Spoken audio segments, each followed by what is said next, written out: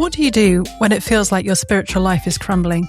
When trusted leaders fail, doubts rise, grief hits, and you don't know what to believe in anymore?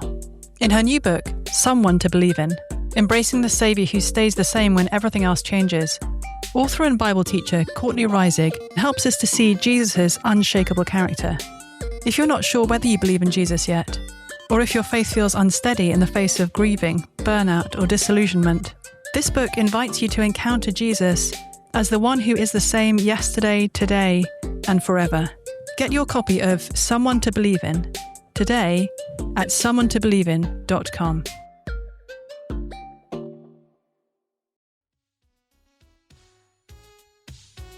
My friend and fellow author Blair Lynn remembers the moment the floor dropped out beneath her. What followed were panic attacks, ER visits, and waves of anxiety so intense they left her trembling, breathless, and afraid she might die. As a Christian, she knew she should cast her cares on God, but she didn't know how. In the depths of fear and discouragement, simple answers and spiritual cliches fell flat. There was no quick fix, no bypassing the valley. In Made to Tremble, Blair shares how she learned to walk with God through her anxiety, not around it. With scripture, story, and raw honesty, she shows what it means to embrace our weakness, not as failure, but as the place where God meets us most tenderly. This is a book for anyone who feels overwhelmed, afraid, or unsure if faith can hold in the storm.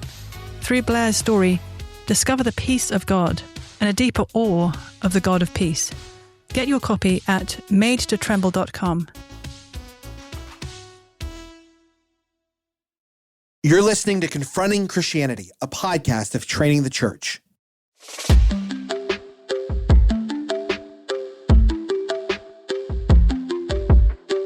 One of the most immediate transformations in my life when I did become a Christian was, while my pursuit of excellence didn't go away, the motivation and the reason for that pursuit had a complete 180. We get to participate in helping convey the manifold wisdom of God that just keeps revealing new nooks and crannies of itself. But at some point, you're going to have to move away from propositional knowledge and get into experiential knowledge. You're going to have to experience this and really see who he is and whether he's worth following and living for. This is Rebecca McLaughlin, and I'm joined by my co-host Kyle Worley and also by my good friend Dr. Praveen Sethupathy. Praveen is a professor of physiological genomics in the Department of Biomedical Sciences and director of the Center for Vertebrate Genomics at Cornell University, no less, where he leads a research lab focused on genomic approaches to understanding physiology and human disease. Praveen received his BA degree from Cornell University once upon a time and his PhD in genomics from the University of Pennsylvania. And it is such a delight to have you chatting with us today, brother. Thanks for inviting me. It's great to be here. You are so welcome. I got to tell you, that's one of the most impressive bios we have ever read on any show that I've hosted. It's like, it feels like a real statement. So I'm thrilled to have you on the show. Thanks, Praveen. So here's one of the things I love about Praveen is that he started at Cornell and now he's back at Cornell, and that actually bookends, well, not bookends. Your story, pray God, will continue for many, many years to come. But I actually wanted to start our conversation, Praveen, by taking you back to the beginning when you were first at Cornell. Yeah. And hearing a bit of, describe to us 18-year-old Praveen, or whatever, maybe you were 15 and a child prodigy. But when you first went off to Cornell, tell us about yourself, both personally and spiritually at that point, and how those first few years in Ithaca, New York, changed you. Yeah, sure. So when I was 17, which is when I arrived on the Cornell campus, for all of my life, I had grown up in an Orthodox Hindu home. And that was my exposure to spiritual life. And it was rich. And it's such a long tradition that you've never really captured all of it. Right? So I was embedded in the culture and the immigrant experience, as I think many immigrant families will agree. You're holding on to the values and traditions and cultures and religion of the motherland, perhaps even more tightly than people back home even are, right? So it was very much a kind of two worlds that I was living in. In my home, it was, the experience was very traditional. And I was exposed to a lot of the rituals and practices of Hinduism quite regularly. Somehow along the way, I did develop this sense that God, if he existed, was personal, in the sense that he could hear me, he wanted to hear me, that there was an opportunity or option for relationship. This wasn't necessarily something that was explicitly taught to me. So in retrospect, I see it as, the heavy hand in a positive way of the Holy Spirit. But I did cultivate this sense that God was real, and that he could hear me and I could talk to him. But beyond that, really religion was practicing a set of rituals and using the kind of values that religion taught to build community. So that's really sort of how I thought about it. When I got to Cornell, I was asked by my roommate on the first day that I was there about what I believed. And this really challenged me because I could not provide a succinct answer for what Hinduism meant to me. And I was really surprised by that. And I hadn't really even ever been challenged to answer that question. So that took me down a long road of studying Hinduism.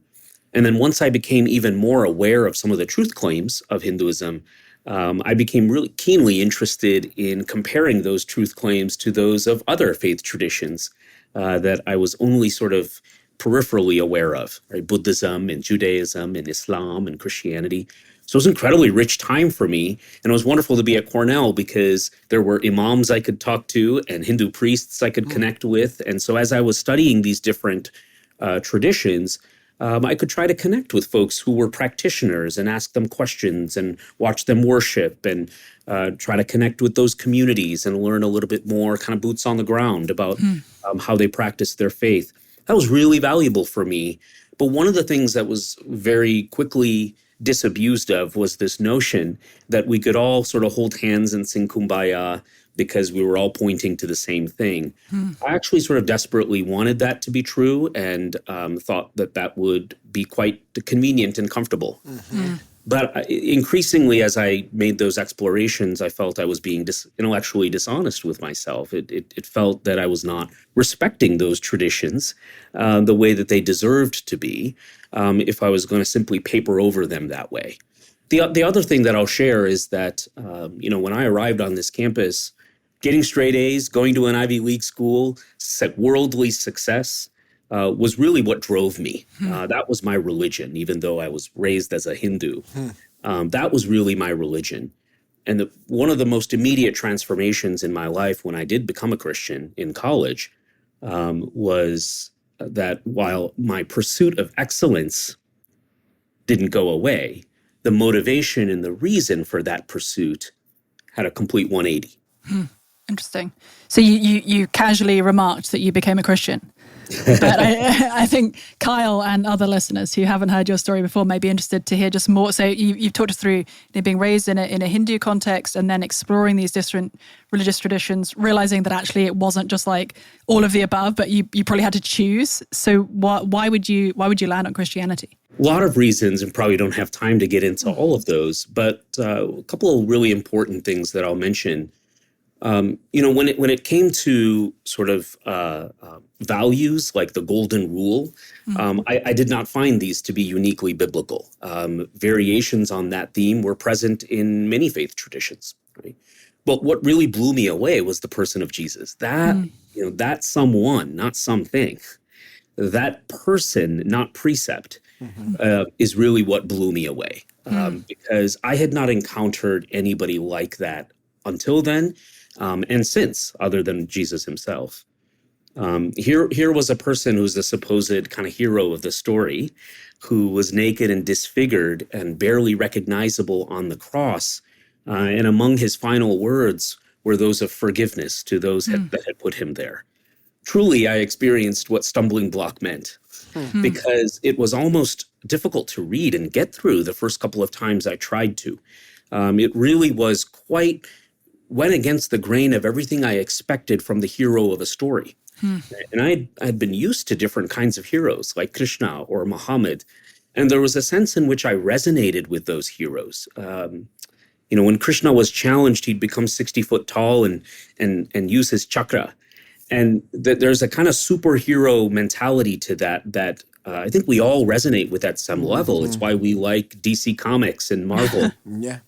Not to reduce those faiths to just comics, but we do really like to think about our gods as almost demigods, kind of like us, but way more powerful and way more interesting and cool.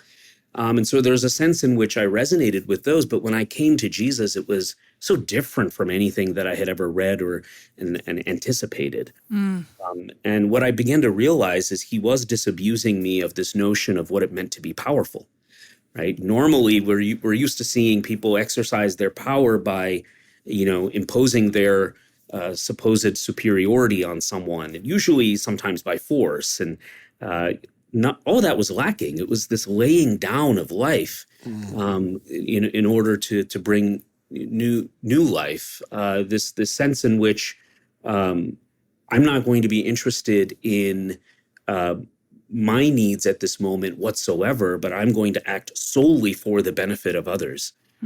This was really a 180 for me. And it did not make me immediately a Christian, but it kept pulling me back because it was just so countercultural. And it was not easy to understand, but it was very powerful. Yeah. When you went back to your family, Praveen, and told them that you had become a Christian, I'm sort of curious, and others might be curious to hear, like, how did your family react? I mean, having you described the sort of immigrant experience of wanting perhaps to hold on to pieces of that feel like strong identifying markers from the original country that your parents had come from. It must have been pretty disorienting for them, for you to become a Christian. Like, talk us through what that process was like. Yeah, disorienting, I think, is an understatement. It was devastating. It was devastating and extraordinarily confusing. Being a Hindu, a Brahmin Hindu in particular, is really wrapped up in your identity of being a certain kind of Indian. And embracing that history, that culture, that tradition. So when you walk away from that faith, many people interpret it as walking away from being an Indian. Maybe even accepting the religion of the oppressor. And Hinduism is a really, really interesting tradition in that part of the reason why I think it continues to thrive. Many of its contemporaries, like Zoroastrianism, they're not thriving necessarily today in the way that Hinduism is. And I think part of that is because it's kind of like the English language. It just takes on new words and makes it its own, right? And so it really evolves with the times in a way that it enables sustainability and thriving. It also makes it hard to define because it means something different to so many different practitioners, right? But the bottom line is that to reject that in favor of something that is perceived as an exclusionary faith or religion, and worse, perceived as a Western religion by so many, it was very, very devastating. And it felt as though I was even rejecting the family. It took years and for some people decades, Rebecca, for me to dispel those misconceptions and misperceptions. To convey that Christ's calling in my life was not on my name, was not on, the color of my skin, was not on the language that I spoke and the foods I ate and the traditions I experienced, but rather was centered on something much, much greater, right? Who I am, who I'm called to be, who I'm made to be, and his relationship with us and what that means for my life. It's on that level and on that order. And if anything, I became even more passionate about being an Indian and about my culture and my tradition and my past and my family roots. But it took a long time to convey those truths and realities. It was very confusing. And in their defense, this is what many people have done. They've become Christian and changed their name or the way they dress or, how they speak. And those are not the things Christ came to claim. Yeah, yeah. You've mentioned the word identity there, Praveen, and I just wanted to draw in kind of another thread because, as we mentioned at the beginning, you went to Cornell to pursue science, and you've come back to Cornell to pursue science. I think many listeners will be surprised to hear that a kid went off to college to study science and found Jesus in that process. So talk us through your experience there. Like, have you found, as you've become a Christian, already with a keen interest in science, have you found that your scientific pursuits have sort of pulled you away from Christianity, or like tell us more about that story? Oh, no, not at all. Quite the opposite. Quite the opposite. One of my favorite verses in Scripture is 1 Thessalonians 5:21. And some translations of it say, test everything, and then hold fast to that which is beautiful. I just really, really love that, right? Because a lot of people misconceive that faith is about rejecting doubt. I don't actually see it that way. I see God as embracing the doubt and the healthy skepticism that we bring to the table. I think he wants us to test. I think he wants us to have discernment and not just walk into things blindly. That's chaos, right? But God gives us the tools, a variety of different kinds of tools, to be able to test. And at the end of the day, that's sort of the scientific process, is to, observe before us, some particular phenomena or a set of data that underlies a phenomena, and to do the tests that are necessary to determine which model explains that data best. That's really what we do. Some people think we're in the business of proving things, but generally we're not. To really prove something in the way that people normally think is few and far between. And generally what we're doing is accumulating evidence in favor of one explanatory model over another. And so seen through that lens, the way that I came to Christian faith was not so different from that. I didn't have a lot of the baggage of having grown up in a Christian home. And so it was sort of a fresh slate for me to evaluate. And the same was true of not having grown up in a Muslim home or a Buddhist home. So as I evaluated all of those faith traditions, I had the opportunity to try to approach it with as open of a mind as possible. And I'm really grateful for that.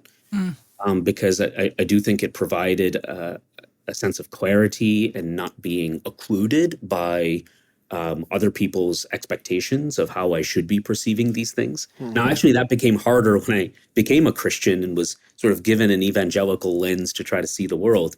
But we can talk about that later if there's time. Here, what I really want to say is that I had the opportunity to evaluate the truth claims in the best way that I could. With Christianity and Islam, to a large extent, a lot of these claims are historical. So you can do really careful literary analysis, study of people's archaeological studies, the extra biblical sources and context for various claims from the Bible itself. So I threw myself into those kinds of things because I thought, what I'm really dealing with here are claims about who God is. This is weighty stuff. I'm not just going to walk into it because it feels good or it doesn't feel good. I want to really do my homework and do my due diligence. And I think that's the first half of 1 Thessalonians 5:21, test everything. Yeah. So I think there was a scientific mindset there. But there's a myth that people have that of certainty. This notion that you can use a scientific approach and arrive at 100% certainty, that's rarely ever the case. And I think by and large, it's a myth. There's a wonderful book called The Myth of Certainty by Daniel Taylor. I actually was very influential for me, and I recommend for your listeners. Super thoughtful book about what it means to be a reflective Christian, one who embraces the fact that God not only allows but encourages us to test, right, and to discern, but at the same time to embrace the truth and the reality that there is a point we will reach when we have to take a leap of faith, when we have to embrace the risk of commitment. That's true in our everyday lives as we develop friendships and expose ourselves vulnerably, as we decide to propose to someone, to become married, as it is when we decide, when we make a decision about who we think God is. And dive into a personal relationship with him. So the life is there's a beauty and an intermixing there, where you do at some point have to be willing to take that leap of faith. The evidence isn't going to bring you all the way there. It's going to help you to realize whether or not this is worth exploring further. But at some point, you're going to have to move away from propositional knowledge and get into experiential knowledge. You're going to have to experience this and really see who he is and whether he's worth following and living for. The Sing hymnal, from award-winning hymn writers Keith and Kristen Getty, is a rich collection of classic and contemporary hymns created to deepen worship, foster unity in the church, and proclaim the hope that we have in Christ. Alongside beloved hymns, you'll also find psalms paired with songs, liturgical readings, and helpful indices, making this hymnal a lasting resource for families and congregations alike. Pick up your copy wherever books are sold, or get 30% off at crossway.org/Getty Hymnal with a free Crossway Plus account. Praveen, before we take this towards like the big question of the episode, we're talking about science. I'm not playing a part here. I'm genuinely somebody whose literacy in terms of scientific endeavors is low. Okay. This isn't a gimmick, brother, okay? I genuinely am, this is not my wheelhouse, it's not my strength. And when Rebecca suggested having you on, my first feeling was absolute terror.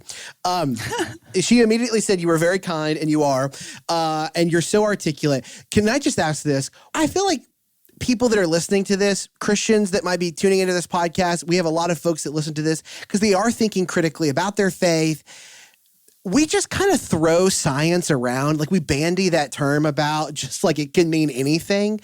And sometimes it's invoked with a kind of like sacredness, or sometimes it's invoked with a kind of like definitiveness. And I'm just curious, when we're talking about science, what are we actually talking about? Like, what is science? Before we ask, can science dictate our identity? What is science? I mean, like, is it a book somewhere? Is it secret knowledge? Is it a process? Is it an endeavor? Is it a quest? What is science? Kyle, what a brilliant question. I think in all of my years, answering these kinds of questions or doing these kinds of events, I don't know that anybody has actually asked that.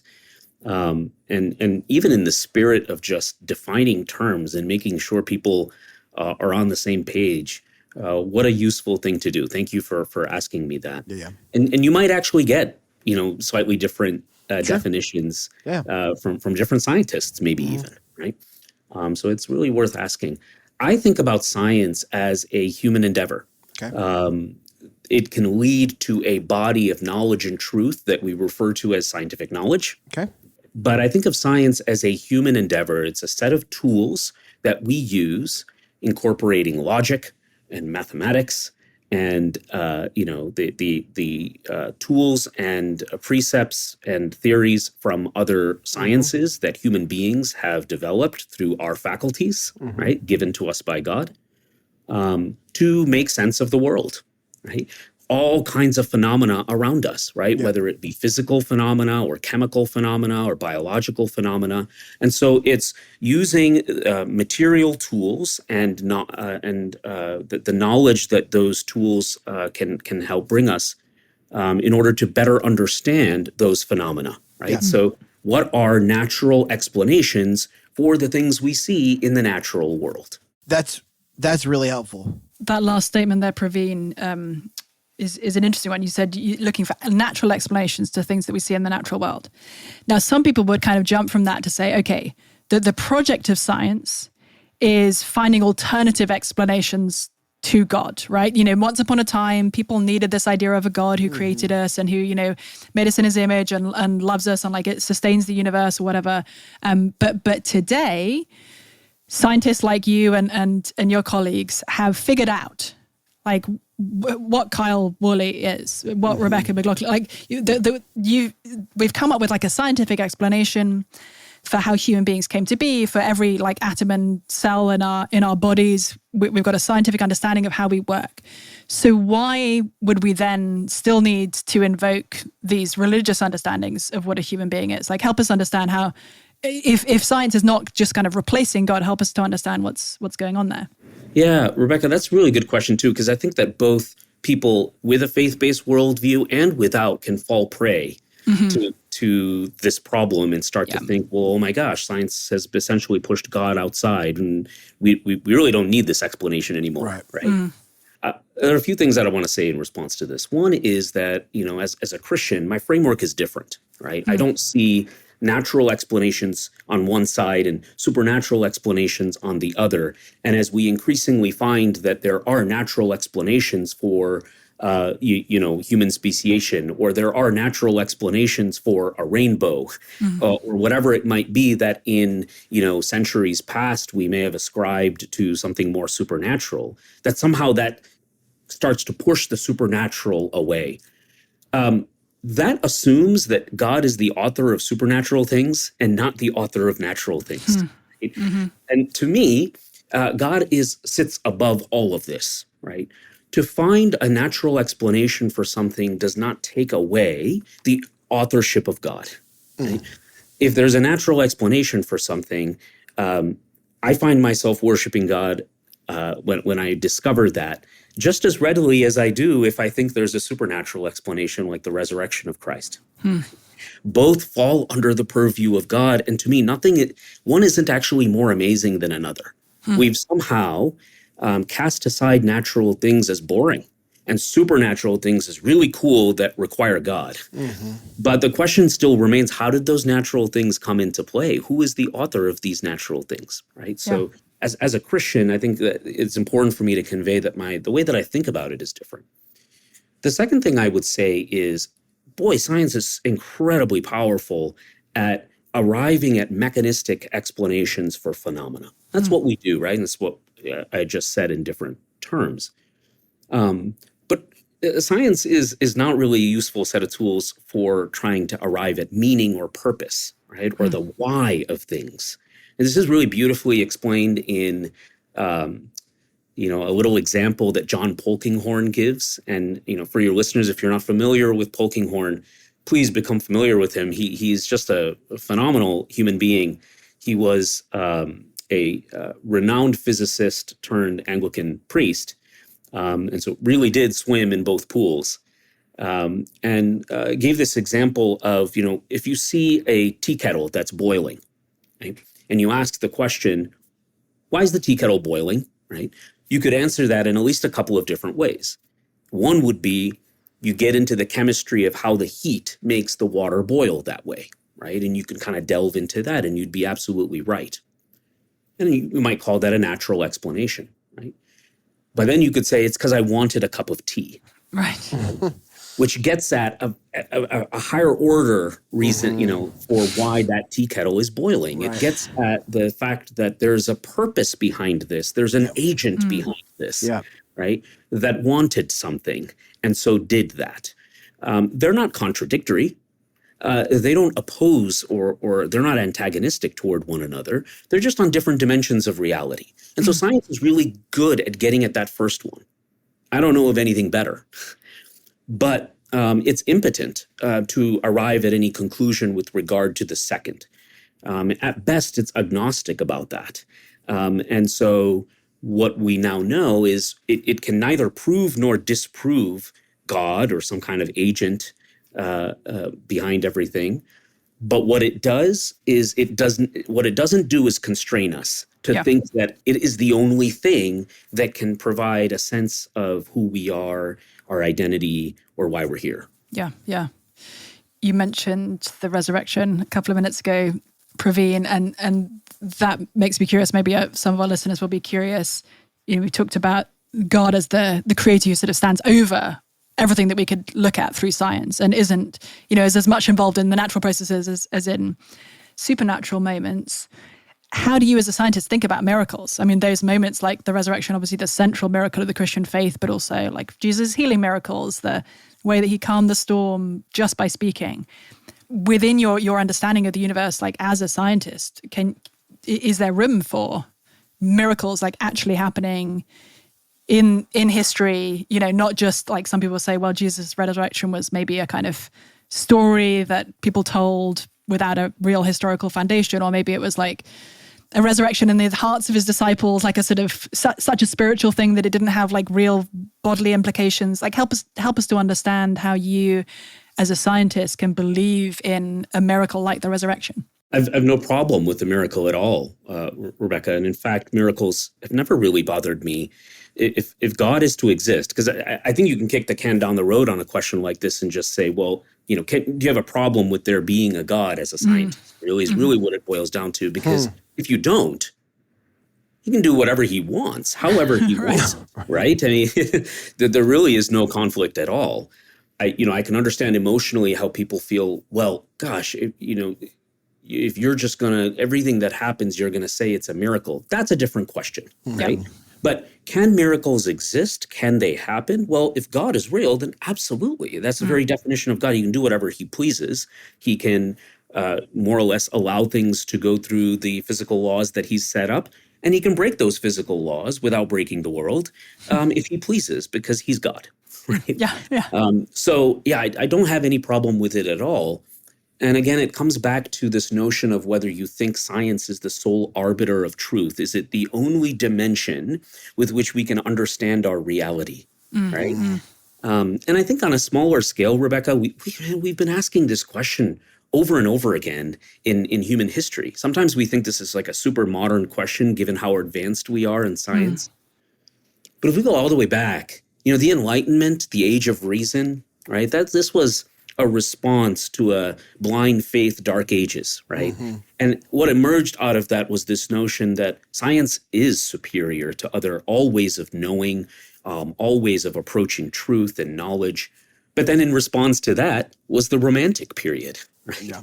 Where it was said, gosh, you are reducing our reality to a single dimension where, the truth of who we are is just a cold, sterile object of study, right? There's no life to it, right? And while that might be a real dimension, what is it about science that demands us to believe there's no other dimension?